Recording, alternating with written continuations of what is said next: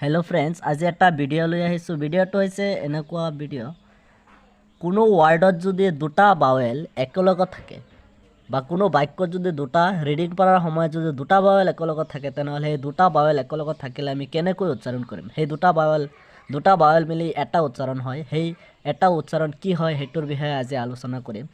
तेनहले मनोयोगे भिडिओটো चाइ थाকক, आपनालोकर बहुत उपकार हब, केতিয়াও कनफ्यूज নহয় रिडिंग पढ़ार সময়त। प्रथमे आमी 26टा अक्षৰৰ ভিতৰত আগতে জানিব লাগিব বাৱেল কেইটা।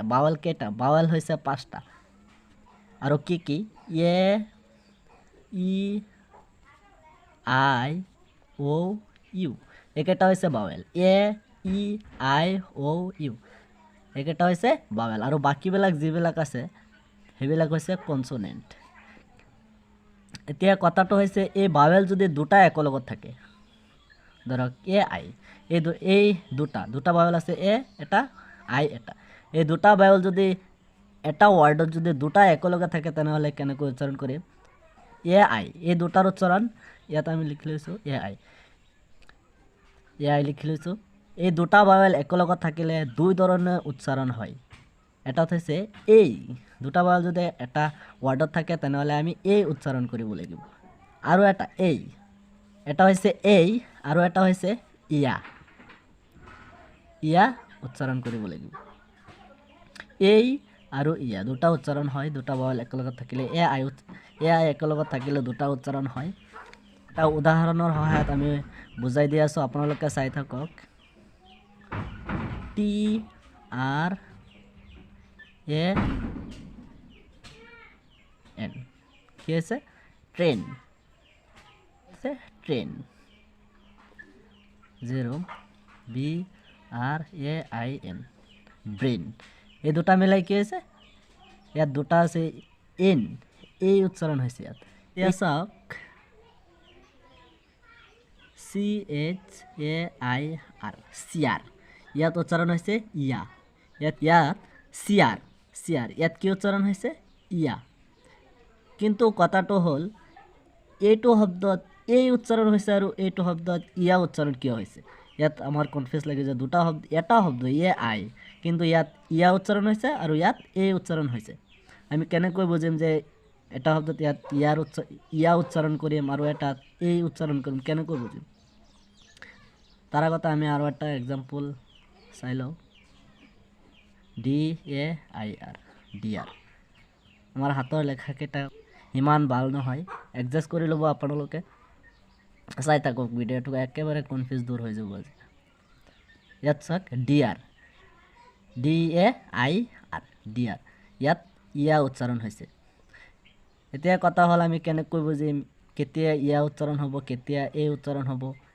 এটা কথা মন কৰক, ইয়াত লাষ্টত আৰ আছে।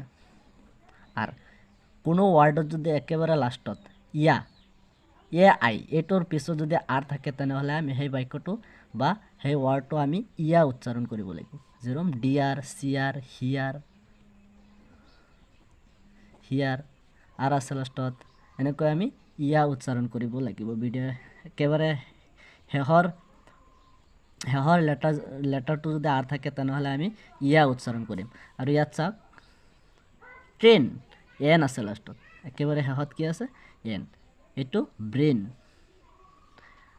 আৰু এছ টি যিটোই থাকক না কিয় এইটো এই উচ্চাৰণ কৰিব লাগিব। এ আই যদি থাকে তেনেহ'লে এই, আৰু লাষ্টত যদি আৰ থাকে, কোনো ওয়াৰ্ডত যদি আৰ থাকে, একেবাৰে লাষ্টৰ লেটাৰটো যদি আৰ থাকে তেনেহ'লে আমি ইয়া উচ্চাৰণ কৰিম। আশা কৰোঁ আপোনালোকে বুজি পাইছে। এতিয়া আৰু এটা চাওঁ, দুটা বাৱেল একেলগে থাকিলে কি উচ্চাৰণ হ'ব? ও ইউ একেলগত থাকিলে, দুটা বাৱেল যদি একেলগত থাকে তেনেহ'লে কি উচ্চাৰণ হ'ব? ও ইউ। এই দুটাৰো বেলেগ বেলেগ উচ্চাৰণ হয়, দুটা উচ্চাৰণ হয়। এটা হয় আও আৰু এটা হৈছে উ। এই দুটা বাৱেল যদি একেলগত থাকে কোনো ওয়াৰ্ডত তেনেহ'লে কেতিয়াবা আও উচ্চাৰণ হয় আৰু কেতিয়াবা উ উচ্চাৰণ হয়। আৰু কেতিয়া হয় সেইটো এই ভিডিঅ'টোত চালে গম পাব। তাৰ কাৰণে মই এটা এক্সাম্পল দি আছোঁ।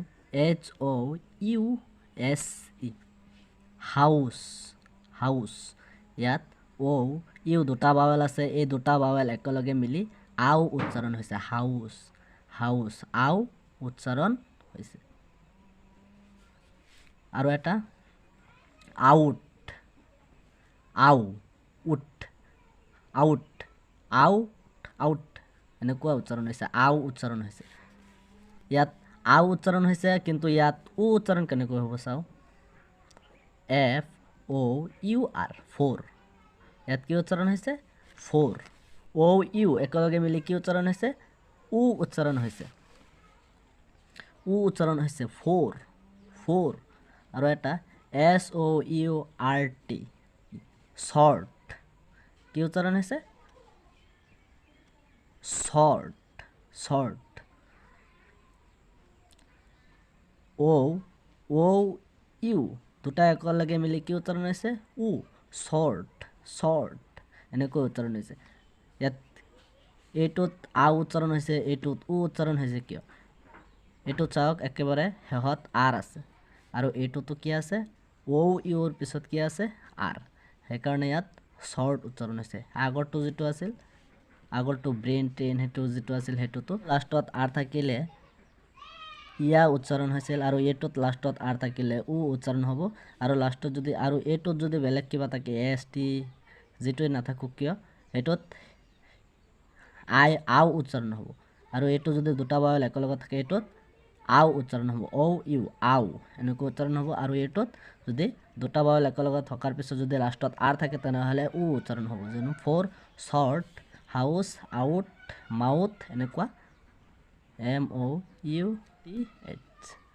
মাউথ এনেকৈ যদি থাকে তেনেহলে আমি আও উচ্চাৰণ কৰিব লাগিব আৰু এইটোত আৰু এইটো যদি লাষ্টত আৰ থাকে তেনেহলে উ উচ্চাৰণ কৰিব লাগিব আশা কৰো আপোনালোকে বুজি পাইছে আৰু নেক্সট ভিডিওত আমি আলোচনা কৰিম দুটা ও যদি একেলগে থাকে কি উচ্চাৰণ হ'ব দুটা ই যদি একেলগে থাকে কি উচ্চাৰণ হ'ব ই আই যদি একেলগে থাকে কি উচ্চাৰণ হ'ব ইউ ই যদি একেলগে থাকে কি উচ্চাৰণ হ'ব হেকেটা ভিডিও যদি আপোনালোকে চাব বিচাৰে তেনেহলে মোৰ চেনেলটো ফলো কৰি যাব তেনেহলে সম্পূৰ্ণ বুজি পাব আৰু এটা সময়ত আপুনি পুৰা ৰিডিং কৰিব পাৰিব তেনেহলে আজিৰ ভিডিও ইয়ালৈ